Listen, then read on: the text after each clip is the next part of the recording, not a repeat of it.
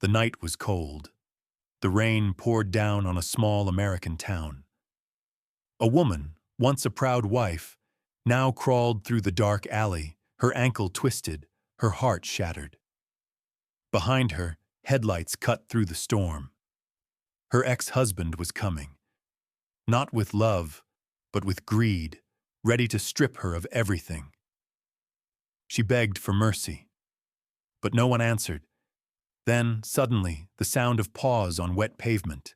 A German shepherd appeared, growling through the storm, and beside him, a Marine, scarred, silent, unshaken. In that single moment, everything changed. Was it fate? Was it a miracle? Stay with us, because this story will show you how betrayal can turn into hope, and how God sometimes sends help in the most unexpected form. The rain had been falling for hours, steady and merciless, turning the streets of Fairview, a small industrial town tucked against the American Midwest, into rivers of shimmering black water. Fairview had always been a city of contrasts. Its wide main streets lined with faded brick buildings from the 1920s, neon signs buzzing faintly over bars and laundromats, and side alleys so narrow and dim that even the locals avoided them at night. The air was heavy with the smell of wet asphalt, rusted metal, and the faint trace of diesel from trucks that still rumbled through the outskirts. It was the kind of night where the sky seemed to press down, storm clouds rolling like a ceiling that refused to let light through, the kind of night that magnified loneliness and fear. Sophia Miller, 32, stumbled through the rain-soaked darkness, her breath ragged and uneven. Once the poised and admired face of Miller and Hart Consulting, she had always carried herself with the confidence of a woman raised in glass boardrooms and gilded towers. She was tall, just shy of 6 feet, her figure lean and athletic, the kind sculpted not by vanity but by years of discipline in yoga studios and morning runs. Her blonde hair, once perfectly styled into elegant waves, now clung in tangled wet strands across her pale face. Her skin, usually glowing under professional lighting, looked ghostly in the flicker of passing headlights. Her gray eyes, sharp and commanding in board meetings, were wide now with fear, darting like those of a cornered animal. She had never run like this before, not barefoot, not with her designer heels abandoned in the hotel hallway. Her left ankle throbbed violently from the fall she had taken minutes earlier, the sharp twist leaving it swollen and angry. But she clutched the leather satchel against her chest as if it were a lifeline. Inside were documents, emails, photos, signed contracts that proved her husband Richard's long-hidden infidelities and manipulations. Richard had once been charming, the kind of man who could win over an entire room with a handshake and a grin. But behind closed doors, he was cold, controlling, and ruthless. After his affair became undeniable, their marriage had dissolved into a battlefield of legal maneuvers. Tonight had been his final strike, an ambush in a hotel suite where he demanded she sign away everything. Richard Langston, 38, was not the sort of man easily dismissed. He was broad-shouldered, standing over 6 feet with a chest that once belonged to a college athlete, though softened now by years of excess. His dark brown hair was slicked back meticulously, a style that matched the expensive tailored suits he favored. His jaw was square, perpetually tight, with the shadow of stubble that gave him the aura of perpetual readiness. But his eyes, steel blue and perpetually narrowed, carried a coldness that made people hesitate before crossing him. Years in the corporate world, years of lying and scheming had carved the warmth out of his personality. He treated relationships like contracts, transactional, disposable. His affair with a younger associate had been no secret to Sophia, but what cut deeper was how he flaunted it. daring her to challenge him. Tonight, when she refused to walk away penniless, his threats had turned physical. Now his shadow loomed again. From behind her came the sudden blaze of headlights cutting through the rain, elongating his figure across the alley wall. The sound of his polished shoes splashing against puddles grew closer. Sophia tried to move faster, but her ankle screamed in protest, forcing her to stumble into the corner of the alley, where the cracked bricks closed in like a trap. She turned, her breath clouding in the cold night air, as Richard's form emerged from the downpour. "Don't make this harder than it already is," he called out, his voice carrying a cruel patience. "You've already lost. Just hand me the satchel, Sophia. You don't want to walk away with nothing but broken bones." Sophia pressed herself against the wall, clutching the satchel tighter. Rain streamed down her face, mingling with her tears, though she refused to look weak. "I won't let you take everything from me," she managed to whisper, though her voice cracked with exhaustion. Richard smirked, stepping closer. The rain plastered his suit to his body, but he seemed unfazed, his presence filling the narrow alley. He raised a hand as if to grab her, when suddenly a different sound cut through the storm. A low growl, deep and resonant, echoing off the wet bricks. Richard froze, his head snapping toward the far end of the alley. Out of the shadows stepped a man, tall and broad, his frame solid beneath a damp olive-green jacket. Beside him padded a massive German shepherd, its black and tan coat bristling, teeth bared in warning. The man's boots splashed quietly in the puddles as he advanced, his movements steady and deliberate, the kind of steps that spoke of discipline. This was Ethan Carter, 35, a former Marine who had returned to Fairview after a decade of service overseas. He carried himself with the unshakable bearing of a soldier, even now as a civilian. His face was rugged, cut with sharp lines, his jaw marked by a neatly trimmed beard that framed a mouth rarely seen smiling. His dark brown eyes held a watchfulness, a quiet intensity that came from years of seeing too much in deserts and jungles far from home. A faint scar ran from the edge of his left brow to the top of his cheek, a souvenir from a roadside ambush that had taken two of his closest friends. Since returning, Ethan had lived quietly, working odd construction jobs, avoiding crowds, and finding his only true comfort in the companionship of his dog.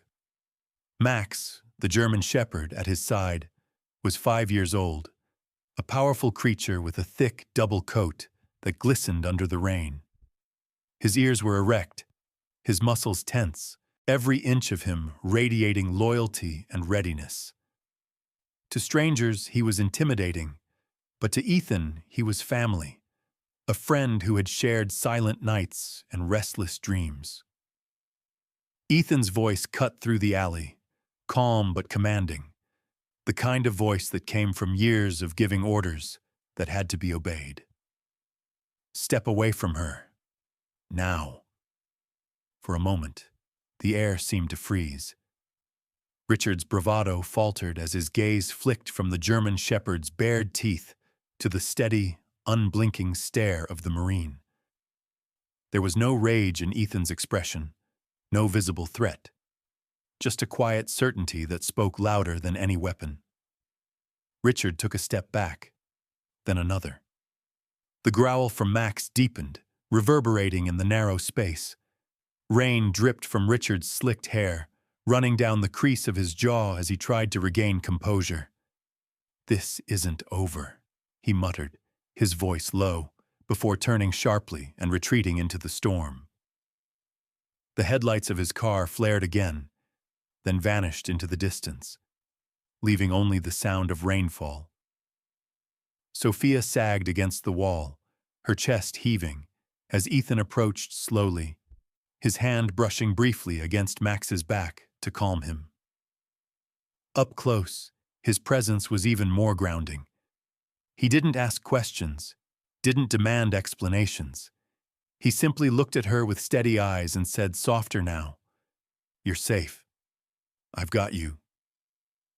Her lips parted as if to speak, but no words came. For the first time that night, she felt the storm outside her was no longer the most dangerous thing she faced. And though she couldn't yet stand, though her ankle throbbed and her body trembled, something in his voice anchored her, reminding her that she had just been seen, not as a broken woman, not as a liability, but as a person. The rain continued to fall, but the night had changed. The storm had not let up by the time Ethan guided Sophia out of the alley, his arm steady beneath hers as she limped forward, clutching the satchel like it was the last tether to her dignity. Max padded close on her other side, his large paws splashing through puddles, ears swiveling at every sound in the dark streets. Ethan's truck, an aging Ford with rust crawling along the wheel wells, waited at the curb. He opened the passenger door and lifted Sophia gently, his strength obvious but never careless, as though he had carried broken bodies before and knew the weight of fragility. Max leapt into the back seat with a shake of his wet coat. They drove out of downtown Fairview, leaving behind the neon-lit windows and puddled sidewalks for the outskirts, where houses stood farther apart, and the fields opened wide under the storm's black canopy. The wipers beat a rhythm against the windshield, and inside the cab the silence stretched until Sophia whispered, "Why did you stop?" Ethan's eyes stayed on the road, jaw tight, water dripping from his beard onto his collar. "Because you needed help. That's enough." His voice was low, matter-of-fact, not seeking gratitude. The house appeared at the end of a gravel drive, a modest wooden structure with peeling white paint and a porch that sagged slightly under the weight of years. The chimney coughed out faint smoke, a sign that heat still lived inside. Ethan parked and stepped out, scooping Sophia into his arms without waiting for permission. She stiffened at first, unaccustomed to being held, but exhaustion overcame pride. Max circled once at the foot of the porch, then bounded up the steps, nails clicking on the boards. Inside, the air was warm with the faint scent of pine logs burning in the stove, mixed with the metallic tang of old tools stacked neatly in the corner.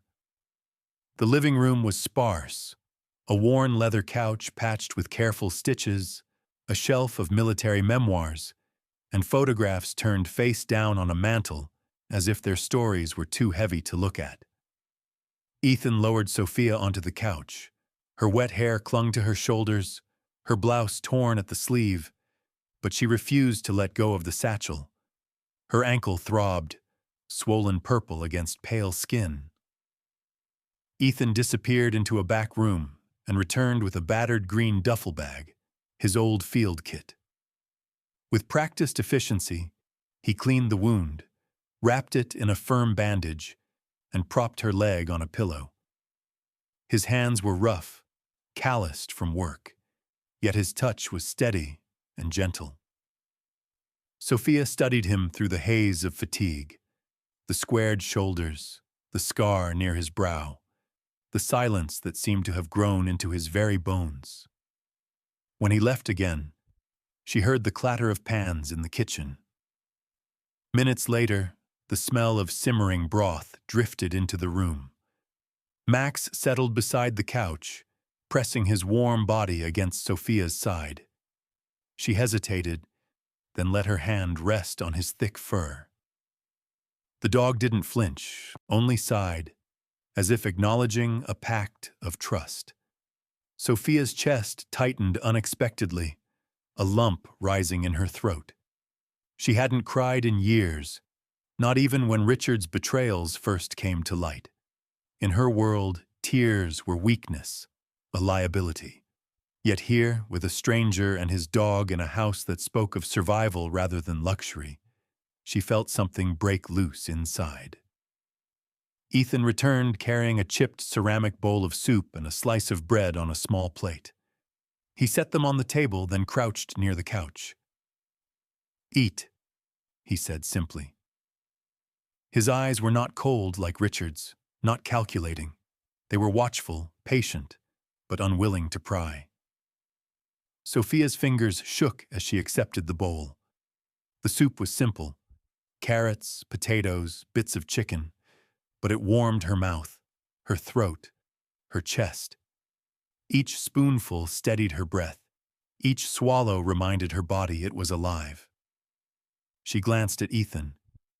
"Why are you doing this? You don't even know me." He leaned back on his heels, one arm resting on his knee. "Don't need to. You were in trouble. That's reason enough." As she ate, the front door opened suddenly, and a neighbor's voice called from outside. A woman in her 50s stepped in, shaking off a raincoat. This was Martha Green, the only nearby resident who still checked in on Ethan occasionally. She was short, with graying brown hair tied in a bun, her skin lined from years of farm work, her hands strong and reddened from detergent. She had known Ethan since he returned from the service and worried about his solitary life. Her eyes widened when she saw Sophia on the couch. "Oh, Ethan, who is this?" she asked, surprise mingled with curiosity. Sophia stiffened, but Ethan stood quickly, blocking the view. "She's hurt. Found her downtown, needed shelter." Martha's sharp gaze softened when it landed on Sophia's injured ankle, but she didn't pry. She set a bag of canned goods on the table, her habit of dropping off extras, and gave Ethan a nod that carried unspoken trust.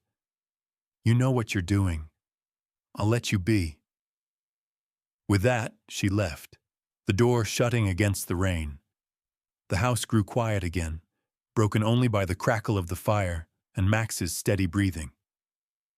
Sophia placed the empty bowl aside and whispered, "Thank you." Ethan nodded once, as if the words were unnecessary. She leaned back into the couch, the satchel still clutched to her chest, though her eyelids grew heavy. Max shifted, resting his head on her knee, radiating heat like a living shield. For the first time in years, she did not feel the sharp edges of isolation. She felt protected, not by contracts or wealth, but by the presence of a man and his dog in a weathered house that asked for nothing in return. Tears spilled silently down her cheeks before she could stop them. She turned her face away, ashamed of her vulnerability, but Ethan did not comment. He only adjusted the blanket around her shoulders and said softly, "Rest. You're safe here." His voice was steady, not soothing in a rehearsed way, but grounding, like a rock in a storm. Sophia closed her eyes, her breathing evening out as exhaustion claimed her. Outside, the rain eased into a drizzle, and the night settled around the small house like a curtain drawn against the world. The days after that storm bled into one another, marked by the slow rhythm of recovery. Sophia remained in Ethan's small wooden house, her ankle swollen and stubborn, each step a reminder of the night that had nearly broken her. Ethan had found an old pair of crutches in the shed, scarred from years of use, and adjusted them to her height.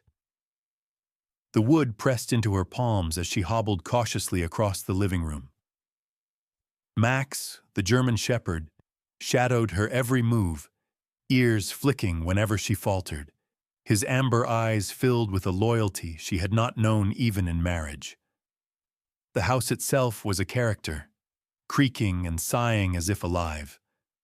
The stove burned constantly, filling the rooms with a dry warmth that softened the winter air pressing against the windows. The furniture bore the marks of a life lived without luxury, but with care: patches on leather, rugs frayed at the edges, photographs still turned face down. Sophia often stared at those hidden frames, wondering what ghosts Ethan kept pressed beneath the glass. She sensed that every silence in him was earned, carved by something heavier than mere solitude. Ethan rarely spoke of himself, but when he did, his voice carried the weight of deserts and oceans. One evening, as Sophia balanced on her crutches and tried to help prepare dinner, he finally answered a question she had not dared ask before. His sleeves rolled up, revealing the scarred lines of muscle across his forearms, his dark hair damp from melting snow he had brushed off his jacket. "I served 12 years," he said quietly, slicing vegetables with methodical precision. "Marine Corps, mostly overseas, Afghanistan, Iraq." He did not look at her as he spoke, as though the memories were easier faced when they were aimed at the cutting board. Sophia listened, leaning on the counter for balance, her blonde hair tied in a loose braid now, her skin still pale from stress, but regaining the faint glow of someone beginning to heal. Ethan's brown eyes darkened as he continued. "Lost good men. Men who deserved more. Sometimes you come home with scars on your body, sometimes on your mind, sometimes both. You learn to live with silence." His jaw flexed as he paused, and Sophia caught the faint tremor of memory that passed across his expression. She wanted to reach out, but the distance between them felt like an unspoken agreement neither was ready to break. Max brushed against her leg then, as if bridging the space, pressing warmth where her hand could not. She smiled faintly, rubbing behind his ears. "He's your anchor," she said softly. Ethan finally looked up, his gaze steady but softened. "He saved me as much as I saved him. Picked him up from a shelter after I came back. Didn't think I needed anyone. Turned out I did." The snow fell thicker as the days went by. One morning, Sophia awoke to a world blanketed in white, the trees bending beneath its weight, the sky pale and endless. She limped toward the Dowker, opening it to find her shoes resting neatly on the mat. They had been patched carefully, the stitching clean and deliberate, sealing the cracks where the leather had worn. Beside them lay a folded scrap of paper, the handwriting rough but steady. "Not ready to go far yet. Stay a while longer." Her breath caught in her throat, not from pain, but from the simple care embedded in every line of thread. She bent to pick them up, fingers trembling, and pressed the note to her chest. The days developed their own rhythm. She cooked with him when she could, clumsy with the crutches, laughing at herself when the pan clattered too loud. He never mocked her, only reached silently to steady her hand. They shared meals at the small wooden table, steam curling from mugs of coffee in the mornings, candlelight casting soft shadows at night. Conversation was sparse, but meaningful. He would ask about her work, and she would falter, speaking of boardrooms and deals that now felt like relics from another life. He never judged, only listened. One afternoon, a new figure appeared on the edge of the property. It was Daniel Hayes, the mailman, trudging up the snowy drive with his usual leather bag slung across his shoulder. Daniel was in his late 40s, compact in build, his round face weathered by years of winter roots and summer heat. He had thinning sandy hair beneath a knit cap, and a permanent squint as if bracing against wind. Daniel was known in the town for his steady good nature, always ready with a story or a grin despite the hard miles. "Got a delivery, Ethan," he called, stamping snow off his boots. His blue eyes flicked toward Sophia, curiosity flickering there. Ethan signed for the envelope quickly, muttering thanks, and Daniel tipped his cap politely toward Sophia before disappearing back into the snow. That night, Sophia sat on the couch, Max sprawled across her feet, while Ethan mended a tear in his jacket near the fire. The flames flickered across his scar, catching in the hollows of his face. But for the first time, she thought he looked less like a man haunted and more like a man alive. She whispered, almost to herself, "I've never felt safe, not like this." He glanced at her, but instead of replying, he simply nodded, as if he already knew. The unspoken current between them deepened. Each morning, she tested her weight on the injured ankle, Ethan's steady hand nearby if she stumbled. Each evening, Max curled against her legs, his breathing syncing with hers. In those quiet moments, Sophia discovered a truth she had never allowed herself before: that safety was not wealth, nor status, nor a penthouse view. Safety was trust, built slowly in the silent acts of care that asked for nothing in return. Neither of them said the words, but something had begun. Snow had turned to ice by the time the first car appeared at the end of Ethan's driveway, its headlights slicing through the pale morning light. Sophia was at the kitchen table with her crutches leaning against the wall, Max resting near her feet. She froze when she saw the sleek black sedan crawl to a stop on the gravel road. Behind it came another, then a van marked with the logo of a local news station.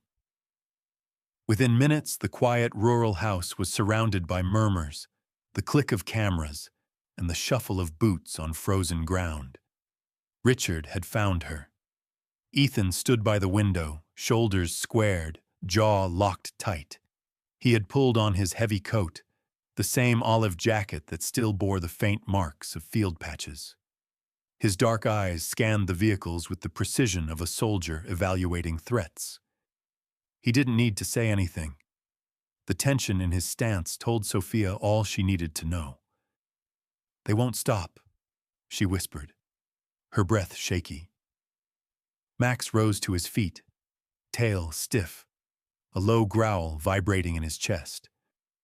The front line of intrusion came in the form of Richard himself, stepping from his sedan in a tailored wool coat, his hair perfectly slicked despite the bitter wind. His steel-blue eyes glittered with the sharpness of a predator, the kind of gaze meant to unnerve. He was flanked by two men in dark suits, hired security or perhaps corporate fixers, their bodies broad and their faces expressionless. One was tall, bald, with a jagged scar along his neck that suggested a history with violence. The other was shorter but wide in the shoulders, his nose bent from what looked like an old break. They were not there to negotiate. They were there to intimidate. Alongside them bustled a woman in her 40s carrying a microphone, her red scarf trailing in the wind. This was Karen Walters, a local reporter known for chasing sensational stories. She was lean, with sharp features framed by dyed auburn hair, her green eyes alert and hungry. She lived for scandal, for the headline that would run the next morning. "Sophia Miller," she called out, her voice carrying over the snow. "Is it true you embezzled company funds and fled? Do you have anything to say about abandoning your responsibilities?" The cameras behind her blinked to life, capturing every flicker of movement in the windows. Sophia's stomach knotted. Richard's strategy was clear: bury her reputation before she could speak a word. If she walked outside now, frail and leaning on crutches, the image would be broadcast as weakness, guilt.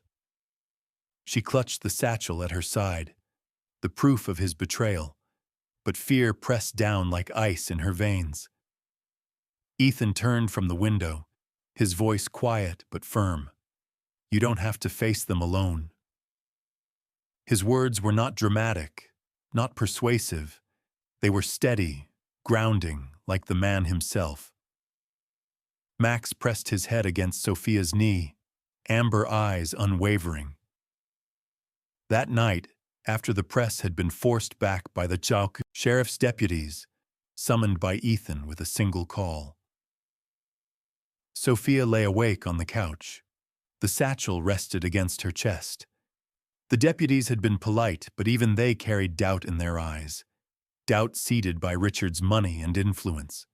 She knew the choice before her.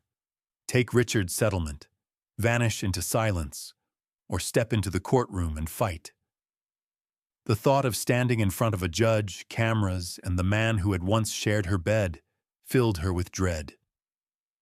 Yet as she stared into the firelight, where Ethan sat quietly mending a strap on Max's harness, she realized silence was its own prison. The decision crystallized the next morning. Snow still fell outside, covering tire tracks, but Sophia's resolve was clearer than the sky. "I'm going to court," she said, her voice low but steady. Ethan looked up, dark eyes meeting hers, and nodded once. Max wagged his tail as though he too understood.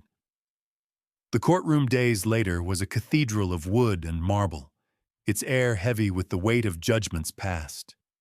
Reporters lined the back, cameras flashing, pens scratching. Richard sat at the front with his team of attorneys, his smirk painted carefully across his face as though he had already won. His navy suit was flawless, his tie a bold red slash across his chest. He radiated the arrogance of a man who believed the world bent to his will. Sophia entered slowly, leaning on her crutches, but her presence shifted the air. Gone was the trembling woman from the alley. Her blonde hair was brushed neatly, her face pale but composed, her gray eyes sharpened by resolve. She wore a plain navy dress, modest but commanding in its simplicity. The satchel rested in her lap as she sat at the plaintiff's table beside her lawyer, Thomas Reed. Thomas was in his early 50s, tall and lanky, with thinning gray hair and a pair of square glasses that slid constantly down his nose. He was not flashy, not the kind of lawyer who loved the spotlight, but he was steady and meticulous. Years of defending small-town clients against corporations had carved a reputation for quiet resilience. His suits were old but pressed, his voice calm but firm, carrying the kind of authority that came not from volume but from consistency. When the time came, Sophia stood, balancing on her crutches, and opened the satchel. One by one, documents were displayed on the projection screen. Emails of Richard arranging kickbacks, photos of him with his mistress at company-funded retreats, contracts manipulated for his gain. Gasps rippled through the courtroom. Richard's smirk faltered, his jaw tightening as the evidence piled against him. At last, Sophia spoke, her voice clear, trembling only at the edges. "I will not ask for money. I will not ask for shares. I leave those behind. All I claim today is the truth. My name has been dragged through the mud by the man who betrayed our vows, our company, and every ounce of trust. I walk away with nothing but my dignity, and that is worth more than every dollar he hoarded." Silence filled the room, heavy and unbroken. Richard's attorneys scrambled, whispering frantically, but the damage was done. His face was red with fury, his eyes darting at the reporters who scribbled down every word. For the first time, Richard Langston looked small, cornered not by power, but by truth. Sophia lowered herself back into her chair, heart pounding. Ethan sat quietly at the back of the room. Max curled at his feet, both watching with silent approval. She had faced the storm, and she had chosen her path. The trial had ended weeks earlier, but its echoes still reached the edges of Fairview. Headlines ran for days before fading into the next scandal. Yet Sophia's name lingered in conversations at coffee shops and law offices. Some called her brave, others reckless. But she had stopped listening. What mattered was that she had chosen herself for the first time in years. The penthouse was gone, the boardrooms were behind her, and for once the weight on her shoulders felt lighter than the silence of those glass towers. Sophia rented a small cottage on the outskirts of town, only a short walk from Ethan's weathered home.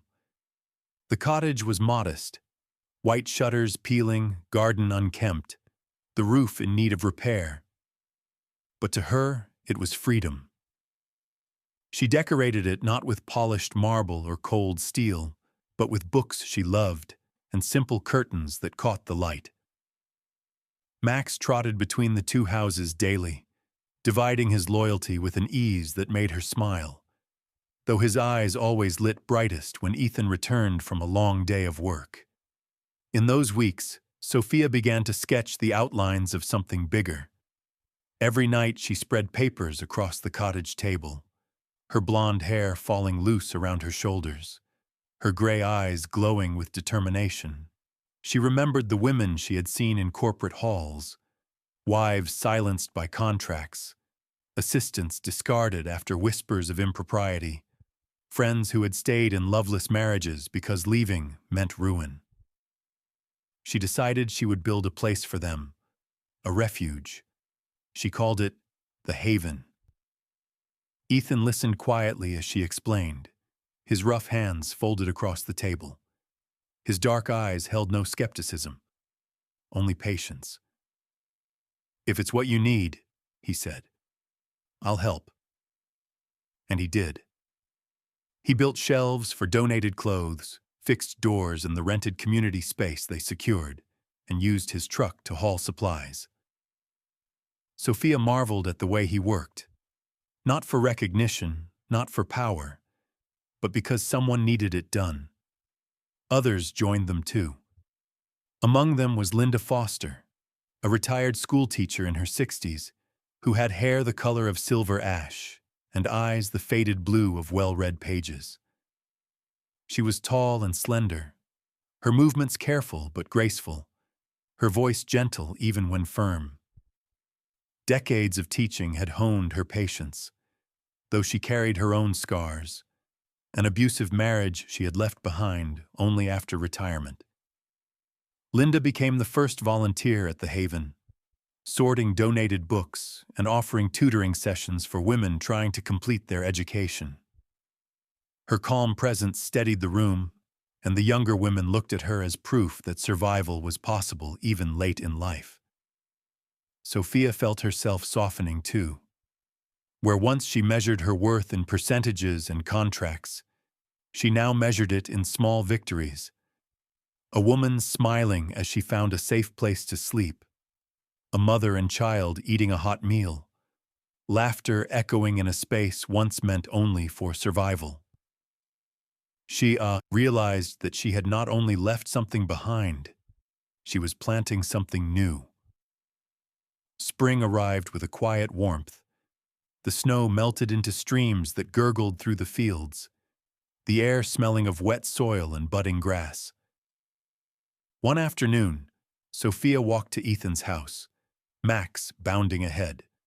Ethan was already outside, his jacket tossed on the porch, sleeves rolled up as he repaired the wooden railing. His scar caught the sun, but his expression was lighter now. The heaviness in his posture, eased by the rhythm of days, lived honestly. "Come on," she said, holding a small packet of seeds. Her smile was soft, her voice carrying the calm of someone who had stopped running. Together, they knelt in the dirt in front of the porch, hands sinking into cool earth. Max nosed curiously at the seedlings, his ears twitching at the buzzing bees. Sophia laughed when he tried to dig, brushing soil from her pale hands. Ethan glanced at her, a rare smile tugging at his bearded face. "It suits you," he murmured. "This life." As the sun dipped lower, Ethan reached into his pocket and drew out a simple bracelet. It was made of braided leather, worn but strong, the kind of craft born from quiet evenings and careful hands. He held it out to her, his eyes steady. "It's not a ring," he said, but it's a choice. Yours. Her breath caught. She looked at the bracelet, then at him. The man who had carried her from an alley when she was broken, who had asked nothing in return, who had given her space to breathe until she could stand again. Slowly, she extended her hand, and he tied the bracelet around her wrist. It fit snugly, warm against her skin. Tears blurred her vision, but this time she didn't hide them. For the first time, Sophia smiled, not with calculation or pretense, but with the ease of belonging. She realized she did not need a tower of glass to be strong, nor a fortune to be whole. She needed only this: the soil beneath her hands, the dog dozing at her side, the man who had stood quietly beside her when the world tried to tear her down. She had found a family, not the one she had been given, but the one she had chosen. And that, she knew, was enough. Sometimes, miracles do not arrive with thunder or lightning. Sometimes they come quietly, through a man who chooses kindness instead of indifference, through a loyal dog who refuses to leave your side, through the courage to walk away from pain and step into a life where love is real. Sophia's story reminds us that even in our darkest nights, God can plant seeds of light. In the quiet acts of compassion, in the strength to start over, and in the families we build with our own hands, we see His work. Maybe the miracle you are waiting for is already near, hidden in everyday kindness, waiting for you to notice. If this story touched your heart, please share it with someone who might need hope today. Leave us a comment with your thoughts, and don't forget to subscribe to our channel for more stories of love, healing, and second chances. May God bless you and your family, keep you safe, and guide you toward the miracles He has prepared for your life.